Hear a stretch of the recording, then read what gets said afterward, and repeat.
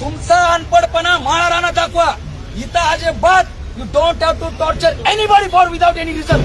कान खोलून ऐका. मार खायचा द्यायचा नाही. तुमचा अनपडपणा माळा राणा दाखवा. इथं अजिबात you don't have to torture anybody for without any reason. Camera समोर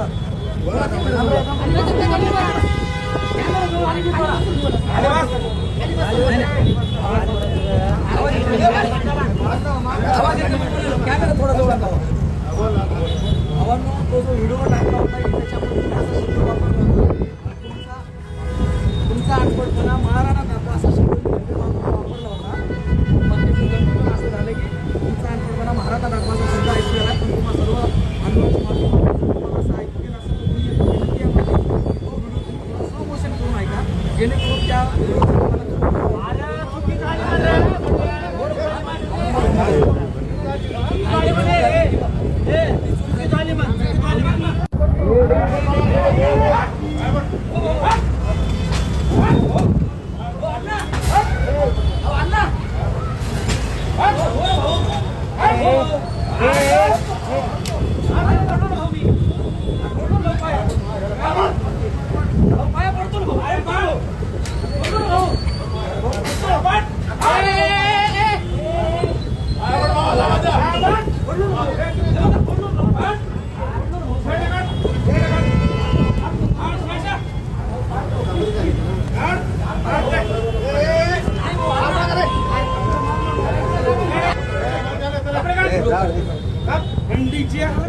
भावांनो, जय भीम, जय शिवराय, जय मल्हार. सध्या मी गंगाखेडच्या जिल्हा रुग्णालयामध्ये आहे, उपचार घेतोय. मला आता सध्याच्याला 3-4 वाजलेत आणि 1-2 वाजता 12-1-2 वाजताच्या दरम्यान मला काही समाजकंटकांनी म्हणता येईल किंवा एका स्पेसिफिक राजकीय बाजूचे कार्यकर्ते म्हणता येईल, त्यांनी भरपूर मारहाण केली. त्याच्यामुळे मी थोडी ट्रीटमेंट घेतोय. माझा थोडा पायाला माझ्या खूप मारा लागला, मला चालता येत नाहीये. तर झाला विषय असा भावांनो की 21 जानेवारी 2026ला ज्यावेळेस धनगर आरक्षणाचा मोर्चा मुंबईमध्ये होता, आंदोलन चालू होतं, त्यावेळेस धनगर बांधवांमध्ये आणि पोलिसांमध्ये थोडीशी बाचाबाची होत होती. म्हणून आंदोलनाला कुठं गालबोट लागू नये म्हणून मी धनगर बांधवांना एक आव्हान केलं की इथं शांत बसा, तुमचा अनपडपणा हा माळा रानात दाखवा, इथं कुणालाही टॉर्चर विनाकारण त्रास देऊ नका.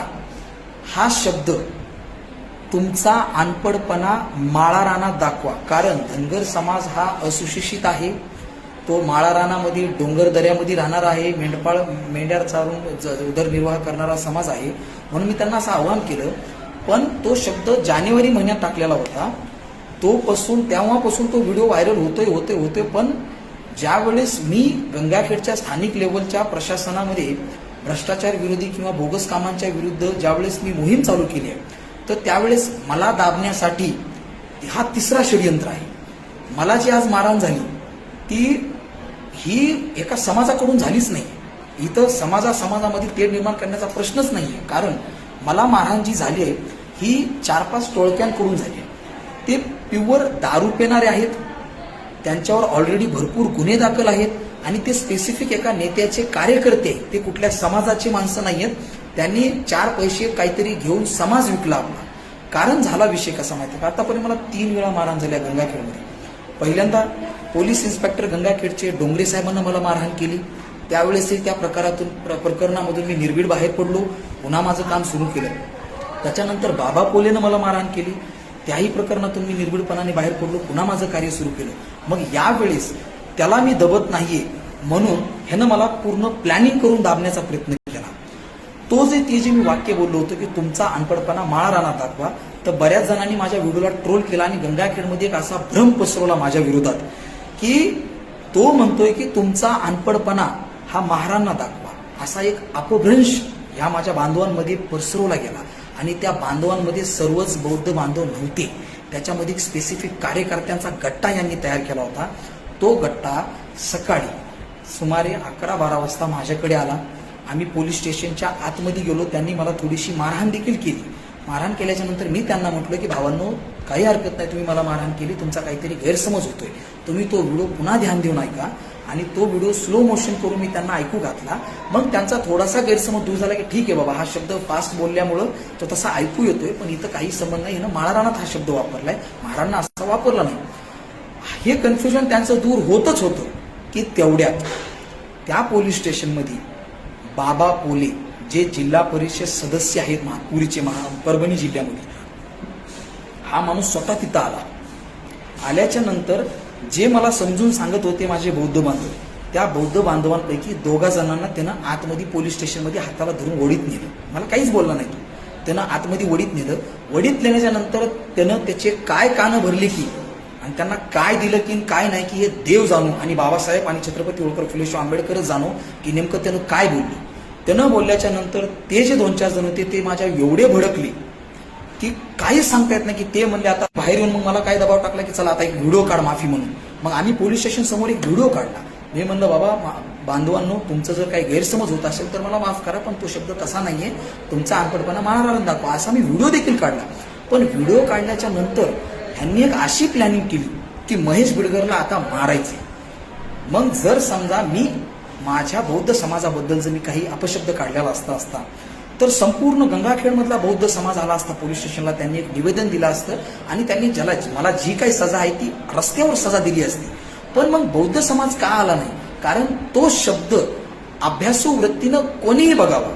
आजही मी या व्हिडिओच्या माध्यमातून प्रत्येक बौद्ध बांधवांना असतील किंवा छत्रपती होळकर फुले शाहू आंबेडकरांच्या कुठल्याही मावळ्याला असेल, या महाराष्ट्रामधल्या, देशामधल्या, जगामधल्या कुठल्याही व्यक्तीला माझं ओपन चॅलेंज आहे की तो व्हिडिओ सायबर लॅबमध्ये नेऊन त्याची पडताळणी करा आणि तो जर शब्द तुमचा अनपडपणा माळराणा दाखवा असा जर नसेल आणि तुम्हाला जसा तो ऐकू आलाय तसा जर असेल तर डॉक्टर बाबासाहेब आंबेडकरांच्या भर चौकामध्ये मला फाशी द्या. मी ती सजा मान्य करायला तयार आहे. पण ज्या बाबासाहेबांचे आपण अनुयायी आहेत ते स्वतःच बाबासाहेब काय म्हटले होते की 100 गुन्हेगार सुटले तरी चालतील, पण एकाही निरापराधाला सजा मिळाली नाही पाहिजे. एवढं होऊन देखील पोलीस स्टेशनमध्ये व्हिडिओ काढला, पण यांचं षडयंत्र संपलंच नव्हतं. 4-5 जणांनी मला पोलीस स्टेशन मधून उचलून नेलं की मला काय म्हटले की बाबासाहेबाच्या चौकात चल पुतळ्यापाशी आणि त्यांची माफी माग, पाय धर आणि पाय धरून त्यांना हार घाल, काहीच आम्ही तुला मारणार नाही, काही नाही. पण मला माहिती होतं की हे तिथं नेऊन मला मारणार म्हणजे मारणार. मी तिथून जात नव्हतो. पण पोलिसांच्या समोर आज मी बऱ्याच दिवसापासून पोलिसांबद्दल बोलणं टाळत होतो, पण पोलिसांची खूप मोठी हलगर्जीपणा झाला. इथं गीते मॅडम API होत्या, ते पठाण साहेब होते, असे 2-4 कॉन्स्टेबल होते. त्या कॉन्स्टेबलच्या समोर मला त्यांनी तिथून उचलून नेलं 2-3 जणांनी की चल माझ्या गच्चीला धरून, माझं एका शर्ट एवढा इथं फाटलं शर्ट, मला माझ्या शर्टाला असं वरून त्यांनी तिथं घेऊन गेले. घेऊन गेल्याच्या नंतर मी माफीच मागत होतो की तेवढ्यात त्या 5-6 जणच आहेत फक्त. आणि हे कार्यकर्ते कोणाचे आहेत अख्ख्या गंगाखेडला माहिती आहेत. अद्दल बेवडे माणसं आहेत, त्यांच्यावर ऑलरेडी गुन्हे दाखल आहेत. त्यांनी मला बेदम मारहाण केली. म्हणजे अशा 3 घटना घडल्यात महेश बिडकरवर हल्ले करण्याच्या. पहिला हल्ला पोलिसांनी केला, दुसऱ्या हल्ल्यामध्ये स्वतः बाबा पोले सामील होता आणि तिसऱ्या हल्ल्यामध्ये समाजानं मला मारलंच नाही, बौद्ध समाजानं मला मारलेलं नाहीये. बाबासाहेबांना मानणाऱ्या बौद्ध प्रेमींनी मला मारलेलं नाहीये, कारण मी बाबासाहेबाला मानणारच आहे. मला बौद्ध समाजानं मारलं नाही. मी स्पष्ट सांगायचं, मला मारले ते एका स्पेसिफिक राजकीय नेत्याच्या कार्यकर्त्यांनी. कारण ते कार्यकर्ते कोण होते व्हिडिओमध्ये आलेला आहे आणि एकही कार्यकर्ता आपल्या गंगाखेडचे जे आमदार साहेब आहेत यांच्या व्यतिरिक्त नव्हता. सगळे त्यांचेच कार्यकर्ते होते. आणि स्वतः बाबा पोले तिथं आल्यामुळं हा जो शक होता माझ्या मनात तो 100% शिक्कामोर्तब झाला. कारण बाबा पोले मला काहीच न बोलता तिथल्या माझ्या बौद्ध बांधवांना आतमध्ये घेऊन गेला आणि त्यांचे त्यानं काय कानं भरले काय नाही ते देवाला माहिती, पण ते जास्तच माझ्या चढून उठले आणि त्यांनी मला बेदम मारहाण केली. मी माफीचा व्हिडिओ काढला होता, मी परत माफीचा व्हिडिओ काढणारही होतो. तिथं मला काढण्यासाठी नेलं बाबासाहेबांच्या पुतळ्यापाशी. मी पुन्हा ती माफी मागून मी पाया पडलो बाबासाहेबांच्या, पण माझी चूकच नाही. मग मला सांगा, बाबासाहेबांच्याच शब्दात मी सांगतोय की माझा गुन्हाच नाही तर तुम्ही मला सजा का देताय? माझं काय चुकले? आपलं जग एवढं आधुनिक झालंय, टेक्नॉलॉजिकली आपण एवढे सदृढ झालेलो आहोत, डेव्हलप झालेलो आहोत. कुठल्याही यंत्रणेतून हे सिद्ध करून दाखवा की तुमचा अनपडपणा माळराणा दाखवा हा शब्द तसा नाहीये, हा उलटा आहे जसं तुम्ही म्हणताय. हे सिद्ध करून टाका. ज्या दिवशी सिद्ध होईल त्या दिवशी इमानदारीनं माझ्या मायबापा शपथ त्याच बाबासाहेबाच्या चौकामध्ये मला फाशी द्या. पण असं राजकीय षडयंत्र करू नका. आणि हे राजकीय षडयंत्र आहे मला केव्हा कळालं, ज्या वेळेस तिथं बोलणारे काही 2-4 माणसं होती त्यांच्या कपाळाला आपला निळा टीका लावलेला होता. डॉक्टर बाबासाहेब आंबेडकर त्यांच्या गळ्यात होती. ते स्वतः मला काय म्हटले, तू रोडचे व्हिडिओ टाकायलास, खाली माळेवाले कुठं बसायची टाकायलास, ऑटोवाल्यांना तू ट्रॅफिक हटवा म्हणालास, तुझ्या का बापाचा रोड आहे का, तू काय ठेका घेतलास का, इथले पोलिस बघून घेतील, तुला काय गरज आहे व्हिडिओ टाकायचा, व्हिडिओज टाकणं बंद कर. मग तेव्हा मला हा माझा संशय पक्का व्हायला लागला की अरे यार, यांना त्रास त्या व्हिडिओचा नाहीयेच, कारण त्या व्हिडिओमध्ये जे बोललोय ते शाण्या माणसाला समजतंय. म्हणून बाबासाहेब म्हणले होते की अगोदर शिका, संघटित व्हा आणि संघर्ष करा. पण आपले माणसं डायरेक्ट संघर्षाला लागले. जे सुशिक्षित असतील, आपल्या समाजामध्ये PhD होल्डर भरपूर आहेत, टेक्नॉलॉजिकली डेव्हलप भरपूर आहेत, त्या टेक्नॉलॉजीमध्ये सायबर सेलमध्ये हा व्हिडिओ टाकून त्या व्हिडिओची पडताळणी करा, डिकोडिंग करा. तो जर व्हिडिओ तुम्ही जसा समजताय तसा जर असेल तर तुम्ही म्हणताल ती सजा कुठल्याही चौकात, कुठल्याही गंगाखेडच्या रोडवर अजूनही भोगायला हा महेश बिगर तयार आहे. पण माझी सर्व बांधवांना we are firstly and lastly Indian Babasaheb म्हटले होते. बाबासाहेबांच्या, छत्रपती होळकर फुले शाहू आंबेडकरांच्या सर्व मावळ्यांना माझी कळकळीची विनंती आहे की त्या व्हिडिओची पडताळणी करा. आणि जर एखादा गुन्हा झालाच नसेल तर त्याची सजा मी कशामुळे भोगायची. मला माझी तुम्हाला हात जोडून विनंती आहे सर्व मावळ्यांना की जो गुन्हा मी केलाच नाही त्याची मला कशामुळे सजा. मी काम जे करतोय, स्थानिक लेवलला प्रशासनाच्या विरुद्ध लढतोय, भ्रष्टाचाराच्या विरुद्ध लढतोय, बोगस कामाच्या विरोधात लढतोय, ते काय चुकीचं आहे का. मला तुम्ही सगळ्यांनी मिळून सांगा की बाबा तुम्ही ते जसा माणूस एक जण मला म्हटला की ती व्हिडिओ टाकणं बंद कर, तसं तुम्ही सगळे मिळून बना मला. कारण मी गंगाखेड वारशांसाठीच लढतोय. मग त्याच्यामध्ये कुठल्या एक जात नाही, एक धर्म नाही, सगळ्या जाती धर्मासाठीच लढतोय मी. मग तुम्ही एकदा सगळे मिळून म्हणा की महेश बिगर तुला काय करायचं, तू व्हिडिओ टाकणं बंद कर. मी बंद करतो. पण माझी लढाई ही सत्याला धरून आहे, छत्रपती होळकर फुले शाहू आंबेडकरांच्या विचारावर चालणारी आहे. आणि या विचारावर चालत असताना तुम्ही काहीतरी हे राजकीय नेते षडयंत्र करून पहिल्यांदा यांनी पोलिसांना समोर केलं, पुन्हा स्वतः जिल्हा परिषदचे सदस्य तिथं मला मारहाण करण्यासाठी आले, आणि पुन्हा तुम्ही काहीतरी जातीय तेढ निर्माण करण्यासाठी तुम्ही हे षडयंत्र करून मला मारू इच्छित आहे. मला मारलं ठीक आहे, मारणारे कोण आहे ठीक आहे, पण ह्याच्यामध्ये जातीचा कुठलाही संबंध नाही.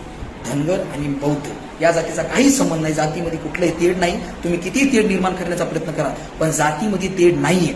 मला का मारलं या प्रश्नाचं उत्तर मला महाराष्ट्रातल्या जनतेतून, इथल्या पोलीस प्रशासनाकडून, प्रशासकीय अधिकाऱ्याकडून आणि राजकीय अधिकाऱ्यांकडून पाहिजे.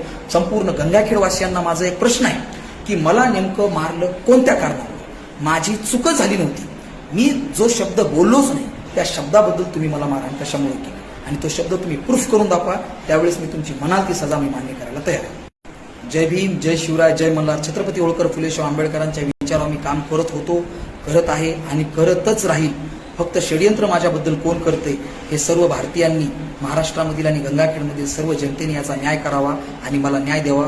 कारण या भारतीय न्यायव्यवस्थेमध्ये सर्वोपरी सर्वोच्च ही जनता आहे, इथली लोकसंख्या आहे, लोकशाहीचं राज्य आहे आपल्या भारतामध्ये. आणि म्हणून तुम्हाला विनंती आहे की जर मराठा जातीतला एखादा जर म्हणत असेल की शिवाजी महाराज फक्त आमचे आहेत, तर मी ते मान्य करणार नाही. बौद्ध समाजातील एखादा भारतीय म्हणत असेल की फक्त बाबासाहेब आमचे आहेत, मी ते मान्य करणार नाही. धनगर समाजातील एखादा जर म्हणत असेल की पुण्यश्लोक अहिल्यादेवी होळकर फक्त आमचे आहेत, मी ते मान्य करणार नाही. हा महाराष्ट्र, हा भारत देश छत्रपती होळकर फुले शाहू आंबेडकरांचा आहे, होता आणि राहणार. आणि मी त्यांचा सगळ्यांचाच अनुयायी आहे. म्हणून मला न्याय द्या. सर्व गंगाखेडमधील जनतेला, महाराष्ट्रामधील जनतेला माझी कळकळीची विनंती आहे. आणि पोलीस प्रशासनाला, तुमच्यावर आज खूप मोठा ताशेरे ओढले गेलेत, कारण पोलीस स्टेशनमधून मला उचलून नेलं आणि तिथून नेऊन मला मारहाण केल्या. तुम्ही त्याच्यावर योग्य ती कारवाई करावी ही माझी विनंती आहे. जय भीम, जय शिवराय, जय मल्हार.